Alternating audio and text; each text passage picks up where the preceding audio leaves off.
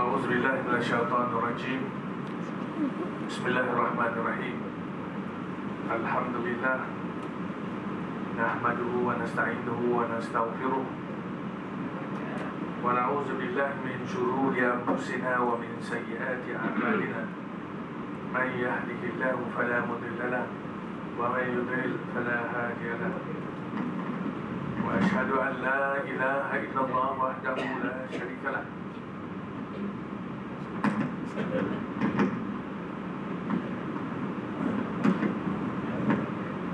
وأشهد أن سيدنا محمدا عبده ورسوله. اللهم صل على سيدنا محمد الفاتح لما أغلق والخاتم لما سبق ناصر الحق بالحق والهادي إلى صراطك المستقيم وعلى آله حق قدره ومقداره العظيم. اللهم فقهنا في الدين وعلمنا تأويل واهدنا إلى سواء السبيل. رب اشرح لي صدري ويسر لي أمري واحلل عقدة من لساني يفقهوا قولي.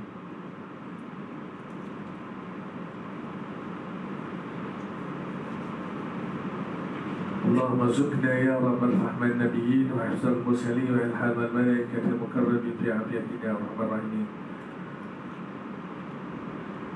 Yang saya muliakan pengurusi Masjid Al-Hidayah Al-Waqa Tuan Haji Arif dan yang saya muliakan pendahari Masjid Tuan Haji Ramli dan Imam Masjid Haji Nasri dan semua pegawai-pegawai masjid, ada yang terkuasa masjid. Dan tadi yang bersama saya Datuk Abdul Manan daripada Bank Islam dan yang mengajar antara ini ialah Haji Rahman Nur Rahman dan seterusnya kepada semua daripada pegawai-pegawai jawatankuasa dan pimpinan masyarakat di Al-Waqa ni, asatizah, tuan-tuan guru, tuan-tuan, puan-puan, hadirin, hadirat yang saya muliakan. Alhamdulillah, syukur kita kepada Allah SWT kerana kita pada malam ini ditakdirkan untuk bersama bagi misi program antara Maghrib dan Isya ini. Mudah-mudahan sepanjang kita berada di masjid ini, insyaAllah kita didoakan oleh para malaikat, insyaAllah. Kerana di dalam hadis Rasulullah SAW ada menyebut tentang mereka yang telah menunaikan solat, faiza solat, apabila dia telah menunaikan sembahyang berjemaah, lam tazal malaikah, dan para malaikat akan datang untuk mengerumuni kita, wa tusalli alaihi madama fi musallahu, dan akan mendoakan kita selama kita berada di tempat sembahyang kita. Walaupun kita lihat bahawa PKP kita ni, PKP sekarang ni mengarahkan supaya kita berada di tempat sembahyang kita, tapi arahan itu sebenarnya telah disebut nama oleh junjungan Nabi kita Muhammad sallallahu alaihi wasallam. Fa idza shalla lam tazal, apabila dia telah sembahyang, lam tazal malaikah, malaikat sentiasa tusalli alaihi, iaitu mendoakannya, madama fi musallahu, selagi dia berada di tempat sembahyangnya. Mana bagus juga adanya PKP ni, bahawanya kita dapat menunaikan sunnah Rasulullah sallallahu alaihi wasallam secara tidak langsung. Dan alhamdulillah kita mudah-mudahan kita sentiasa didoakan oleh para malaikat yang berada di majlis ilmu seperti kita ini, dengan malaikat antaranya menyebut Allahumma salli alaihi Allah marhamhu. Ada di antara hadis Rasulullah SAW, Allah maafil lahu warhamhu, Allah ampunkan dosanya dan Allah rahmatinya.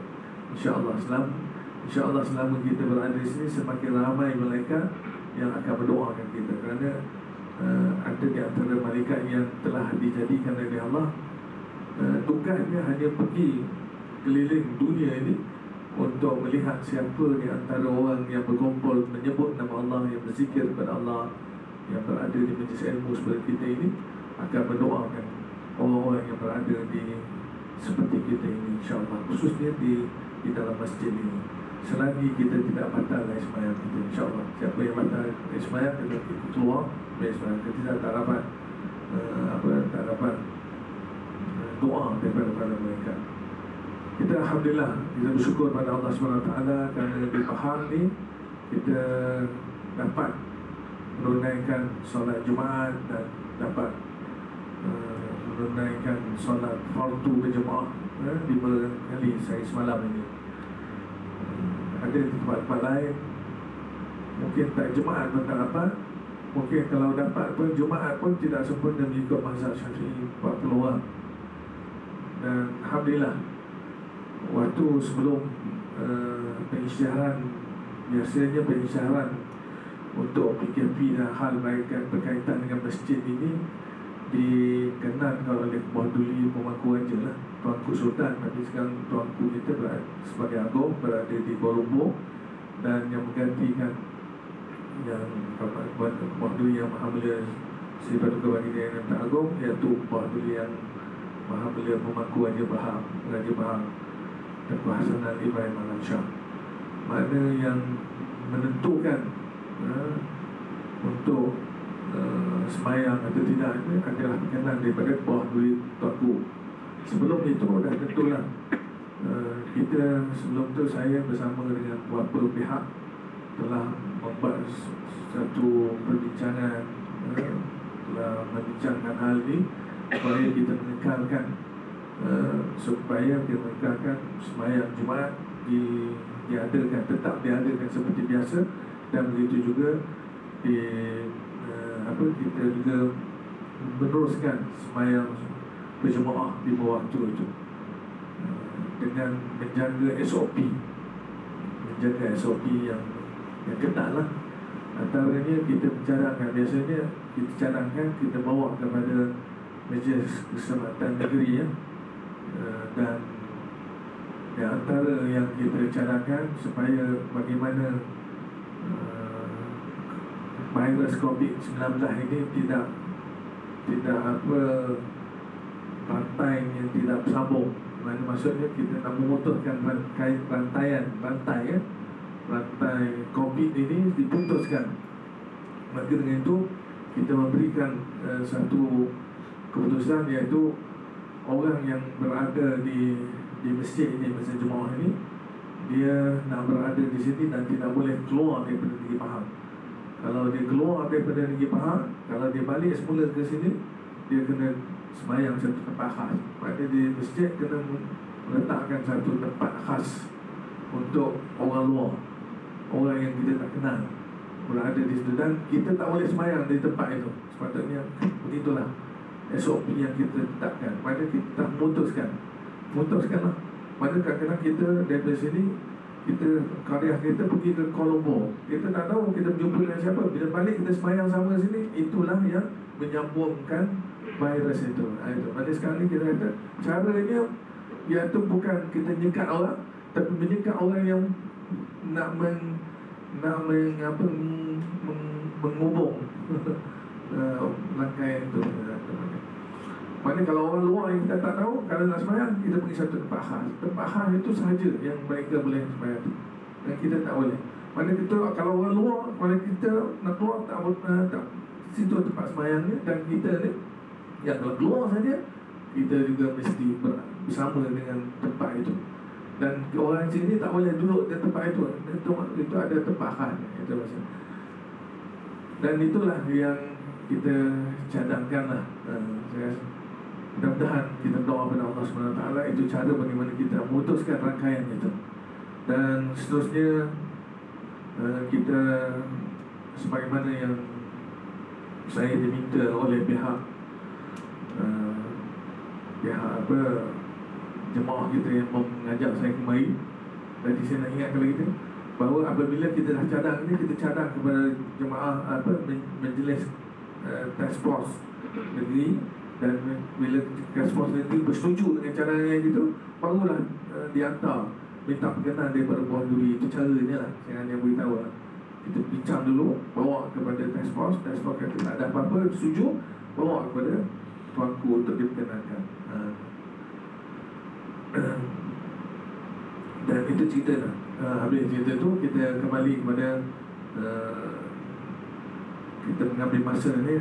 Kalau ikut PKP ni memang habis insya tak boleh lah.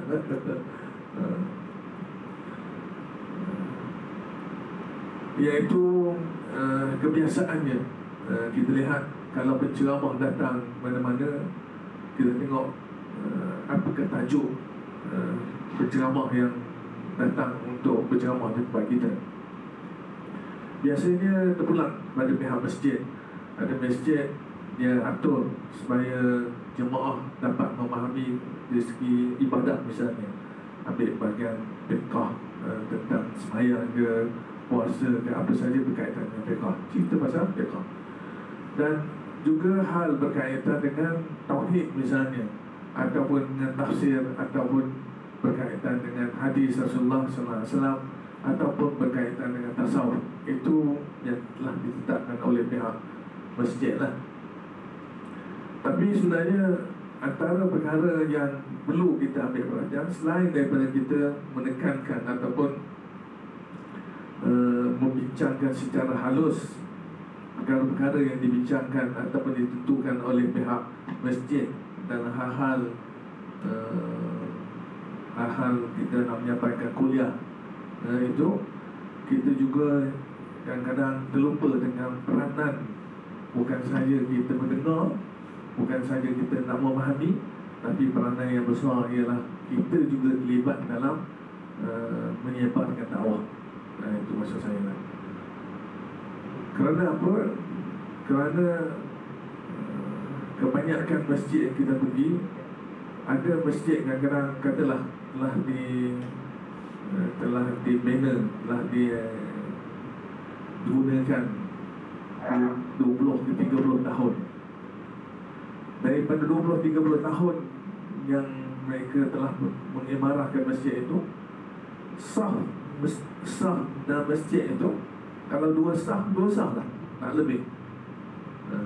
2 sah ke 3 sah, begitulah kalau lebih. Sebab apa? Sebab peranan kita tidak menyampaikan dakwah, kita tidak menggerakkan diri kita sebagaimana yang telah dibuat oleh Rasulullah SAW.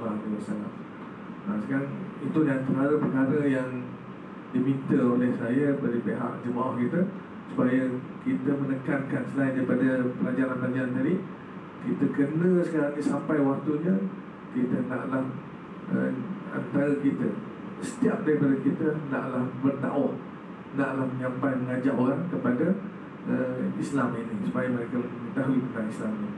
Kalau kita lihat Rasulullah SAW bermula daripada peringkat Rasulullah berdakwah dari peringkat sir, iaitu secara rahsia, iaitu peringkat sahabat-sahabatnya, kaum keluarganya sahaja bermula di situ. Kemudian barulah selepas itu, 3 tahun selepas itu, barulah dakwah terbuka. Mana kita begitu juga. Kita sebelum ini kita hanya dengar saja, kita tak ada usaha-usaha nak dakwah, maka sudah sampai peringkat kita untuk mendakwah, iaitu bermula dengan kita berdakwah kepada anak isteri kita.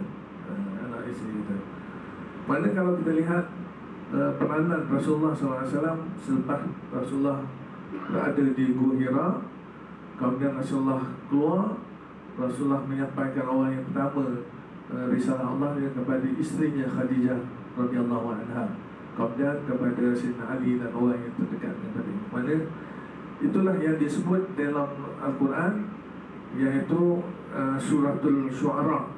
A'udzubillahi minasyaitonir rajim. Wa anzir ashiratakal aqrabin. Yani dan berilah peringatan serta amaran kepada kaum kerabatmu yang terdekat. Maka kita sekarang ni tuan-tuan, kita bermula untuk kita menyampaikan dakwah kita dengan anak isteri kita dulu. Bermula maksudnya apakah dakwah yang kita nak sampaikan, iaitu kita nak imarahkan masjid ini. Saya dengar macam masjid Pulau Jaya, tapi malangnya sekarang ni tak boleh sembahyang sebab ada yang terlibat dengan virus COVID-19 ini.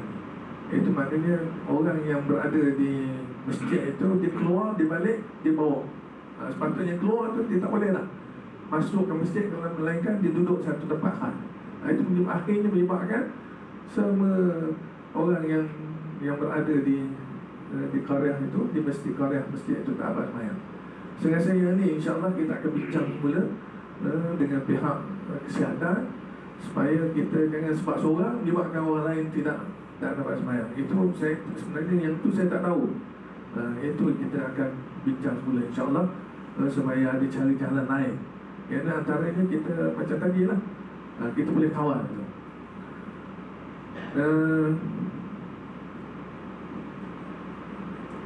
Iaitu wa'anzir, dalam ayat tadi kita kembali pada ayat ni, wa'anzir ashiratakal aqrabin, makna berilah peringatan, amaran kepada kaum kerabat yang terdekat. Ini kita sebenarnya tuan-tuan, kita lihat hadis Rasulullah SAW, daripada sejarah Rasulullah SAW. Rasulullah apabila berada di Mekah, Rasulullah tidak dapat melaksanakan dakwah dengan sepenuhnya lah, kerana disekat oleh orang-orang kafir Quraisy. Dihalang. Siapa nak masuk Islam, nak masuk pun tak boleh, nak dah Islam pun lagi parah. Mereka menyeksa orang-orang Islam yang masuk Islam tadi. Macam Sayyidina Bilal, contohnya, dah masuk Islam tu, dia bila tahu masuk Islam, mana dijemur, kerana diletakkan batu di atas perutnya, bagaimana seksanya pada sahabat Rasulullah SAW. Mana dengan itu Allah SWT memerintahkan supaya Rasulullah SAW berhijrah daripada Mekah ke Madinah. Dan pertama yang kita lihat, dakwah yang dibuat oleh Rasulullah SAW ialah membina masjid. Apabila Rasulullah membina masjid, Rasulullah tak bina biarkan masjid kosong. Rasulullah mengajak setiap daripada orang-orang yang berada di Madinah supaya datang berjemaah di masjid. Itu asasnya. Maka itulah asas yang telah dibuat oleh Rasulullah SAW. Rasulullah mengajak di masjid itu. Rasulullah menerangkan Islam dan menerangkan tentang akidah Islam, macam mana Allah itu, mana kita nak mengenal Allah, macam mana beribadah, macam mana hubungan dengan suami isteri, bagaimana untuk muamalah, jual beli dan sebagainya. Di situlah dikembangkan agama Islam di dalam masjid ini. Dan di masjid inilah tempat disatukan umat Islam, disatukan kaum Haus dan Khazraj. Orang yang datang daripada Mekah dipanggil Muhajirin, bertemu dengan Ansar. Ansar iaitu orang yang berada di Madinah. Ditemukan, mana diakhwahkan dan dipersaudarakan oleh Rasulullah SAW. Dan itulah di antara perkara yang kita nak ambil perhatian sekarang. Artinya kita nak masjid kita ini, kalau dulu tak ramai, sekurang-kurangnya kita bercita-cita supaya subuh seperti Jumaat, insyaAllah. Cara macam mana kita nak mendekatkan ahli qaryah kita supaya datang ke masjid, maka ada berbagai cara lah. Sebagaimana kalau kita lihat jemaah tabligh, saya sebut jemaah tabligh yang diasaskan oleh Maulana Ilyas. Maulana Ilyas keturunan daripada Sayyidina Abu Bakar, tuan-tuan. Apa yang saya diberitahu, mana Maulana Ilyas ni asalnya begitu, ajak orang datang ke masjid, dan orang di masjid itu dia dakwah, dia sampaikan dakwah, tapi tidak tidak sampai kepada peringkat yang dibanggakan. Mana dakwah ni hanya untuk orang masjid, orang luar tak, orang luar tak sampai. Maka inilah peranainya, dia pergi ke keluar. Yang itulah kalau kita lihat Jemaah Tabligh, bila ada program dia akan pergi sebahasa tu, pergi ke rumah-rumah untuk mengajak orang datang ke masjid. Itu asasnya. Di situlah bermulanya gerakan tabligh ini hingga seluruh dunia sekarang, tuan-tuan. Seluruh dunia. Kalau antaranya ialah saya pernah pergi lah, oleh kerana sahabat-sahabat mengajar, saya pergi untuk kita lihat apakah yang dimainkan oleh peranan Jemaah Tabligh ni. Saya diajak pergi ke Tonggi. Di Tonggi di Bangladesh, tempat perhimpunan yang terbesar lah. Dan ada orang dohmah kepada ahli Jemaah Tabligh ni, dia sepatutnya kita pergi ke Kaabah, kiblat kita Kaabah, ini pergi ke Tonggi kan. Itu satu dohmah yang kadang-kadang kita kesian juga ahli Jemaah kita. Dan saya nak tahu apakah tujuan mereka datang ramai-ramai di seluruh dunia ni, datang ke Tonggi tu. Saya pun pergi lah, dalam masa dekat seminggu lebih begitu. Tambang duit kita sendiri, tidak ada pembiayaan daripada mana-mana pihak. Tapi bila sampai ke Tonggi, kenderaan daripada airport pergi ke tempat istimewa itu ditanggung oleh pihak istimewa lah. Tak tahu siapa yang tanggung. Kenderaan dia pergi dengan percuma lah. Kemudian kemah tu ala kadar lah. Tiangnya buluh dia, tuan-tuan. Kalau tempat kita buluh, orang dekat 1 juta orang, lebih daripada 1 juta orang. Kalau jika tak bagi lah, memang tak lulus. Tapi itulah takdir dia di Tonggi ni, di Bangladesh ni. Waktu tu bukan bulan 12, biasa buat bulan 12 1 tu, dia keadaannya sejuk. Dalam sejuk pun ada air panas, tuan-tuan. Ada satu air panas, hebat je. Kita kata Bangladesh tu miskin pun dalam hal berkaitan dengan untuk dakwah ni, dia hebat.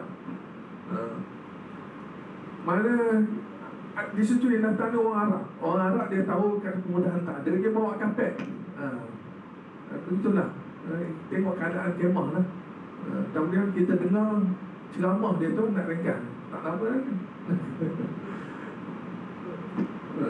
Ceramah tu disampaikan oleh Maulana, orang alim sebenarnya. Kalau di Pakistan ke India ke, antara kelebihan keistimewaan orang-orang ulama di India, di Pakistan, di Bangladesh, mereka alim berkaitan dengan hadis, tuan-tuan. Ada yang antara menghafal ribuan hadis. Dan mereka ini boleh dikatakan amalan kita biasanya kita khatam Quran. Tapi bukan selain daripada mereka tu khatam Quran, tapi mereka khatam Bukhari.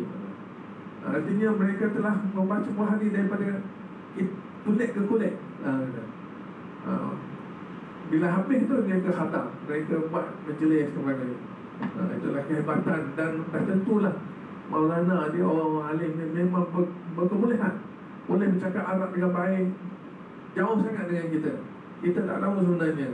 Dan orang yang kita kadang-kadang tak tahu, ingat kita ni hebat kan. Tidak, jauh sangat ketinggalan kita. Kemudian orang Arab ni biasanya dia payah nak dengar ceramah-ceramah daripada orang luar. Nak dia pergi ke Pakistan, ke India, dia tak, kebanyakan dia tak nak. Sebab dia orang alim, orang Arab lagi ramai ni. Tapi bila berada di India ke, di Pakistan ke, di Bangladesh, orang Arab boleh terima tak? Menunjukkan kehebatan ulama-ulama yang berada di sana.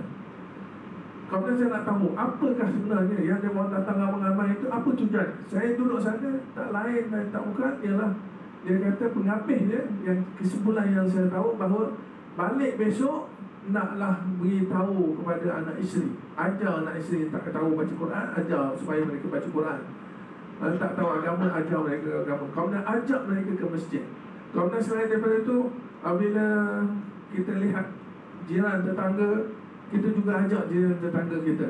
Kita ajak sahabat-sahabat kita. Inilah pesanan yang dibuat oleh mereka yang berhimpun istimewa di Bangladesh itu. Mana kalau kita tengok tuan-tuan, ceramah yang disampaikan oleh orang tabligh ni, dia berbeza sedikit dengan ceramah-ceramah dengan tuan guru kita ke, ataupun penekanan kepada penceramah-penceramah kita di Malaysia ni. Dia menentukan satu-satu tajuk, tapi yang ngajak orang tu kadang-kadang jarang ada, tetapi tak banyak lah. Tapi yang ni penekanan itu supaya mereka ni sedar pada Islam dan sayang pada agama. Iaitu macam mana kita nak sayang agama ni, kita kena berada di masjid tu.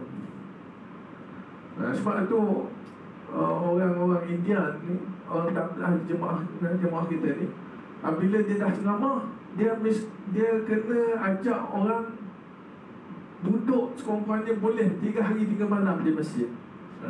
I'tikaf di masjid. Sebab apa? I'tikaf ni tuan-tuan telah dilakukan oleh Rasulullah SAW pada setiap tahun, iaitu pada akhir bulan Ramadan, 10 terakhir bulan Ramadan, Rasulullah berada di masjid siang malam. Bermula daripada malam, maknanya sebelum malam 21 tu Rasulullah dah ada dah. Sebelum maghrib dah ada dah. Dan keluar waktu bila? Malam hari raya tu. 10 hari 10 malam Rasulullah berada di masjid setiap tahun, tuan-tuan. Dan kalau kita lihat sejarahnya, tahun terakhir wafat Rasulullah SAW, Rasulullah berada di masjid 20 hari dan 20 hari malam, siang dan malam berada. Lepas itu kita dapati kalau sahabat-sahabat dan sejarahnya, sahabat dan isteri-isteri Rasulullah kalau nak bertemu dengan Rasulullah, nak bercakap, nak mengadu hal ke apa, dia datang berjumpa dengan Rasulullah, Rasulullah berada di i'tikaf di masjid. Dia i'tikaf sebenarnya. Mana i'tikaf dalam mazhab kita ni, dan masuk masjid, kita lihat nawaitu i'tikaf, balik keluar saja habis. Tetapi dalam mazhab lain, sekurang-kurangnya 1 hari 1 malam ataupun lain daripada dia tak boleh sekejap hari tak boleh. Tapi dalam mazhab kita boleh. Mana i'tikaf ni kena ada lah. Sekurang-kurangnya insya-Allah kita buat di masjid ini. Kalau PKP pun kita boleh buat sebenarnya, dan dengan jarak yang baik. InsyaAllah kita doa kepada Allah SWT supaya virus ini diangkat oleh Allah SWT. Kita sampai Ramadan, kita boleh mengadakan boleh beribadah seperti biasa, insyaAllah. Mana kalau boleh kita cuba beriktikaf 10 hari sekurang-kurangnya, dan seumur hidup kita kena ada buat lah. Kerana itu sunnah Rasulullah SAW yang Rasulullah tidak tinggalkan. Maka inilah di antara mana yang diamalkan oleh jemaah ni. Dia mula dia kata 3 hari je. Boleh tak 3 hari kita berada di masjid 3 hari 3 malam? Cuba tanya antara kita, siapa yang telah berada di masjid, sama di masjid lain 3 hari 3 malam? Padahal dekat di rumah. Tak payah jawab, tak apa. Saya tak nak jawapan. Itu maknanya. Mana baru-baru ni bukan sebelum waktu saya berada di Tonggi ni, saya berjumpa dengan seorang pemain muzik rocker ni. Dia asal daripada Palembang, kemudian lari ke Bali, Pulau Bali tu. Dia orang tahu yang dia ni Islam. Orang ajak dia, mula ajak tak nak, akhirnya sampai ketika dia malu Allah dia ibaratkan. Dia datang ke masjid. Kali pertama berada di masjid, dia rasa tak ada apa-apa. Hari kedua dia rasa ada ketenangan. Hari ketiga dia tahulah inilah tempat dia memohon kepada Allah. Inilah tempat dia memohon mendapatkan pertolongan daripada Allah Subhanahu Wa Taala di masjid. Inilah di antaranya, itu di antara kesan dakwah yang disampaikan oleh ahli jemaah kita. Ini artinya bagaimana kita nak sayang kepada agama kita, bermula daripada masjid ni. Apabila kita berada di masjid, kita dapati sahabat-sahabat kita yang ramai ini, kita naklah mengadakan hubungan yang baik antara kita.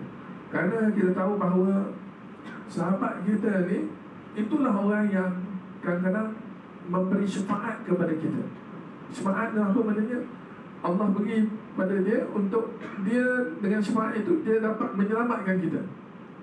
Selamat kita daripada azab Allah Subhanahu Wa Taala, sama ada di kubur dia, di akhirat. Sebab itu dalam hadis Rasulullah SAW menyebut tentang orang yang meninggal disemayangkan oleh 40 orang yang tidak syirik kepada Allah Subhanahu Wa Taala, insya-Allah dia terlepas daripada beberapa azab kubur dan sebagainya. Maka menunjukkan bahawa kita memerlukan orang-orang yang ramai untuk bila kita mati, meninggal nanti, orang akan semayangkan kita. Dengan semayang dia daripada sahabat-sahabat yang datang bersama kita ni. Itu sebab tu kita kena cari sahabat. Dengan itu kita nak bukan sahabat yang ada ni, kita nak penuhkan lagi 2-3 kali artinya penuh masjid ni. Seluruh daripada ahli qaryah yang ada ni adalah sahabat-sahabat kita. Itu yang disebut oleh Abu Musa dalam antara sahabat-sahabat mengatakan, carilah aksiru min ashabis salihin, carilah antara sahabat-sahabat yang soleh. Kerana sahabat-sahabat yang soleh ni akan mendoakan kita. Dia akan diberikan oleh Allah syafaat untuk menyelamatkan kita daripada azab Allah. Begitu juga dalam hadis yang jelas menyebut, tuan-tuan, apabila sahabat-sahabat kita yang berada, yang telah masuk syurga dulu, dan apabila dia dapati sahabat-sahabatnya, misalnya yang duduk sama kawasan qaryah ini, semayang di masjid Al-Hidayah ini, mana tidak bersama dia dalam syurga. Dia tengok tak ada, rupanya dia padahal sama-sama semayang, bersama-sama berpuasa, bersama-sama pergi haji kadang-kadang, tapi tak ada. Dan orang ni lah yang mencari kita, yang mengadu pada Allah Subhanahu Wa Taala. Ini dah hadis jelas, tuan-tuan. Dia menyebut tentang yusalluna ma'ana wa yasumuna ma'ana wa yahajjuna ma'ana. Ya Allah, dia kata kami ada sahabat-sahabat yang mana bersemayang sama-sama di masjid Al-Hidayah ni, tapi tak ada ya Allah. Kadang-kadang pergi puasa sama, mana berbuka sama, tapi tak ada. Maka dia mengadu kepada Allah tentang hal itu, supaya manakah mereka untuk mereka nak mencari mereka. Allah menyebut firman Allah di dalam hadis itu, pergilah kau dekat neraka, kau lihat orang yang kau kenal, kau ajak dia. Ini beritahu malaikat, ibaratkan begitulah dalam hadis itu. Ajak dia, tunjuk ini sahabat aku yang bersama, insya-Allah dengan sahabat yang baik itu yang bersama kita ini. Sebab tu kita kena menghormati antara satu dengan lain. Inilah kekuatan umat Islam. Di situlah kita lihat bagaimana kita nak menguatkan hubungan antara kita dan sayang kepada agama kita ini, yang bermula di masjid ni. Masjid ini kita boleh kenal saudara kita, kita boleh dapat mengetahui tentang menambah pengetahuan tentang ibadah dan sebagainya, tuan-tuan. Maka dengan ini, apabila kita ada sahabat yang ramai itu, insya-Allah mereka akan menolong kita. Maka dengan itu, hendaklah peranan kita untuk mengajak semua daripada ahli qaryah kita ini untuk datang ke masjid. Orang yang tak datang ke masjid ini, insya-Allah apabila dia dapat datang, dan dengan sebab dia datang ni, dia berjemaah, dia dapat pahala, dan kita mendapat pahala dengan sebab kita mengajak mereka. Kalau ramai lagi banyak pahala ganjaran yang kita dapat. Lepas tu orang ada caranya, apabila dia besok di akhirat, dia diberikan kitab dia terperanjat tengok banyak sangat amalan pahalanya, padahal dia buat sikit saja. Mana itulah peranan dakwah, tuan-tuan. Maka dengan ini, selepas ini naklah kita ajak siapa sahaja di antara kalangan daripada ahli keluarga kita bermula dengan datang ke masjid. Ajak anak-anak muda kita lihat di mana anak-anak muda kita, padahal ramai je. Mana tu silap kita tak ajak mereka. Selepas ini insya-Allah apabila kita ajak mereka, maka penuhlah kita nak masjid di Masjid Hidayah ini, Jumaat macam solat subuh berjemaah seperti Jumaat, insya-Allah. Dan itulah di antara perkara yang kita lihat di dalam dalam Jumaat ini. Mereka selalu pergi ziarah. Ziarah itu satu benda yang penting. Mana program di antaranya, program kita ada duit yang kita menabung di masjid ini, kita boleh pergi ke rumah sahabat-sahabat kita. Sekurang-kurangnya kita mengenal, dapat tahu tentang senang susah mereka, insya-Allah.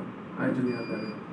Dan kita tahu Kalau ikutkan mana maaf, saya cakap dengan tergesa-gesa sebab keadaan masa yang telah ditentukan. Maka siapa yang nak mendapatkan pertolongan Allah, perlindungan Allah di akhirat besok, antara ini yang disebut oleh Rasulullah SAW, 7 perkara yang mendapat perlindungan Allah, yang la zilla illa zilluh, yang hadis Rasulullah ini, mana tidak ada naungan perlindungan daripada Allah SWT. Yang antara ini ialah rajulun qarmu ma'allakum bil masajid, iaitu hati orang yang berpaut di masjid. Maksudnya apa? Maksudnya orang yang sentiasa berada datang berjemaah. Itu yang penting. Subuh dia datang, Zuhur dia datang, Asar, Maghrib, Isyak dia datang. Orang yang begini insya-Allah di padang mahsyar nanti matahari akan didekatkan dengan kita. Matahari akan didekatkan dengan tidak ada benda yang boleh menaung kita, melindungi kita. Melainkan apa? Amalannya antaranya ialah kita berjemaah. Insya-Allah dengan berjemaah ini kita akan dapat pelindungan Allah di padang mahsyar nanti. Dan kita lihat bahawa orang yang berjemaah ni, banyak cerita-cerita tentang jemaah ni. Saya pernah tengok dalam Facebook dan apa, dalam telefon kita tu, yang menceritakan tentang ada pemuda yang mana keluarga dia dapat mimpi, keluarga dapat mimpi daripada pemuda yang meninggal ni, suruh alih kubur dalam Facebook ni kata. Mana apabila dia alih, sebab apa dia alih, dia kata dia tak tahan dengar orang di sebelah kubur dia tu, sebelah dia diseksa. Maka ahli keluarga dia gali lah. Bila gali, tengok rupanya dia tu macam orang yang baru meninggal, macam dia baru meninggal, masih merah lagi muka tu. Itulah makna apabila tanya apakah amalan, antara amalan yang mereka sentiasa berjemaah. Dan banyak cerita-cerita begini kita tengok dalam surah Qamar, yang mana apabila dialihkan kubur di satu tempat ke tempat, sebenarnya mengalih kubur ni tak boleh, haram hukumnya, kecuali ada sebab-sebab tertentu lah. Ada sebab-sebab tertentu yang tak boleh dielakkan. Kalau nak buat projek misalnya, tak apalah dengan sebab-sebab itu. Maka kita lihat ada kubur yang 20-30 tahun, apabila dia gali, kapannya 20-30 tahun, kapannya pun tak luar, tuan-tuan, masih elok. Dan dia pun masih elok. Sedangkan kalau kita di Jabat Mufti ni, kalau kita disuruh mengalih kubur dalam 20-30 tahun, tak ada apa dah, tuan-tuan. Tanah je dah. Mana kita alih, kita ambil tanah daripada kami itu, letak dalam kain untuk alih begitu saja. Tetapi orang yang antaranya, yang selalu berjemaah, yang hafal Quran sekurang-kurangnya, kita nak hafal Quran dalam keadaan kita ni tak mampu dah, maka sekurang-kurangnya kita dapat datang berjemaah itu. Itu di antaranya. Dan saya yang terbaru yang saya dengar daripada ada satu ustaz, dia menceritakan ada orang tu bila lepas mayang dia terus tersungkur meninggal. Kemudian bila dia bawa bila meninggal mengejut ini, dia bawa ke hospital. Bila nak uruskan jenazah dia, doktor kata tak boleh sebab tunggu waris dia. Tunggu waris sampai 60 hari kata begitu memang. Tak ada, kecuali selepas tu lah barulah doktor tu mengatakan boleh diuruskan.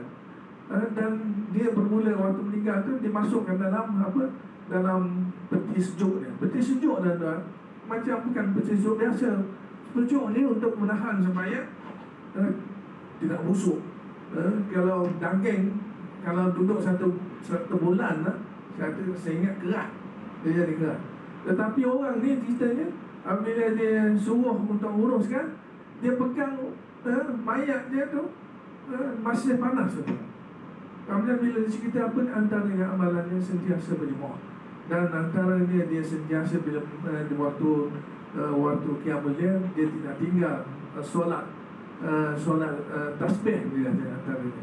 Itulah di antaranya, tuan-tuan. Saya rasa dah sampai masa kita nak cakap panjang pun, minta maaf dah kita ada masa PKP ni, alhamdulillah kita boleh lagi berjemaah dan boleh ada kuliah. Tempat lain tak boleh, tuan-tuan. Lepas tu kita dah dapat izin gini, kita patuhilah. Dengan itu kita patuhilah. Kalau ikut peraturan yang kita cadangkan itu, dia terima sebab apa? Dia kata kalau nak buat kuliah, mesti orang macam dia duduk di tempat ini dan tidak berbual-bual. Kalau buat kuliah hari itu batal. Kalau ikut peraturan itu.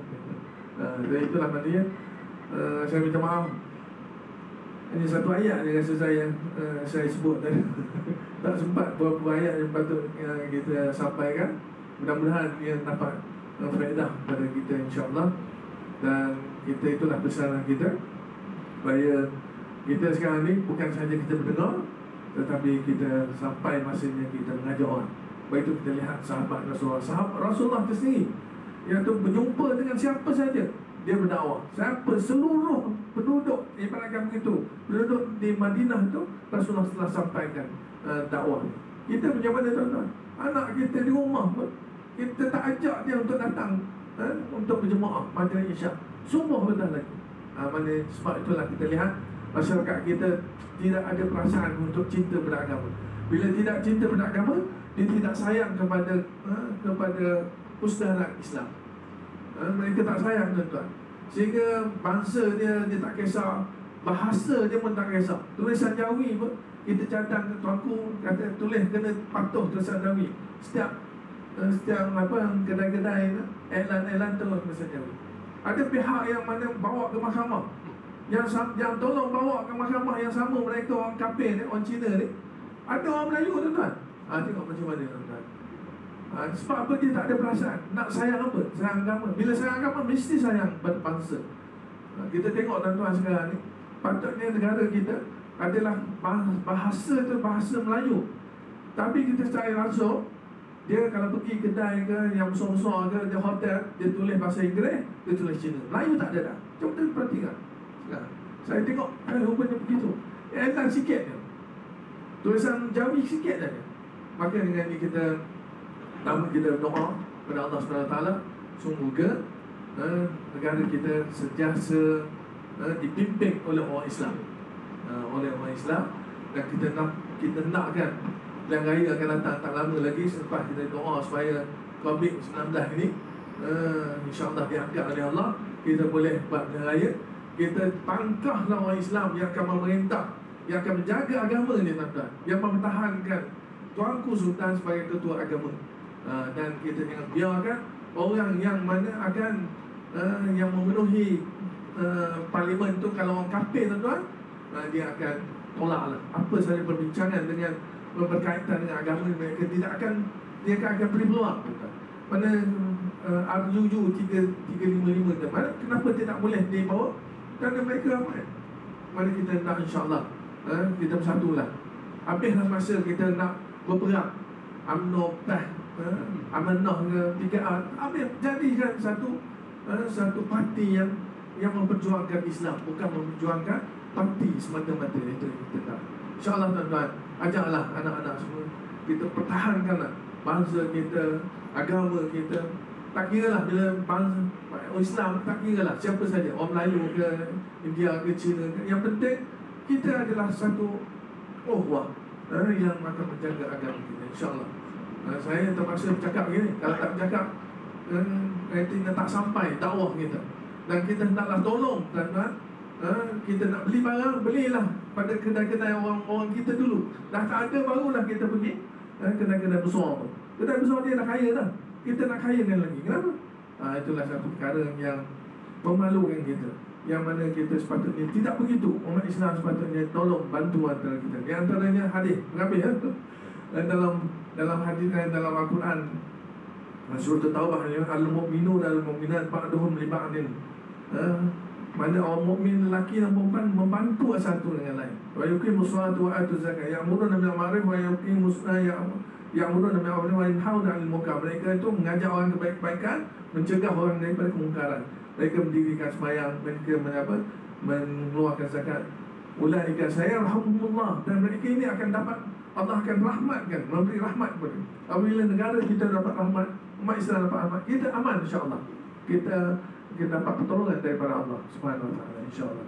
Itulah di antara perkara yang patut kita ambil perhatian. Tolong bantu antara kita insya-Allah.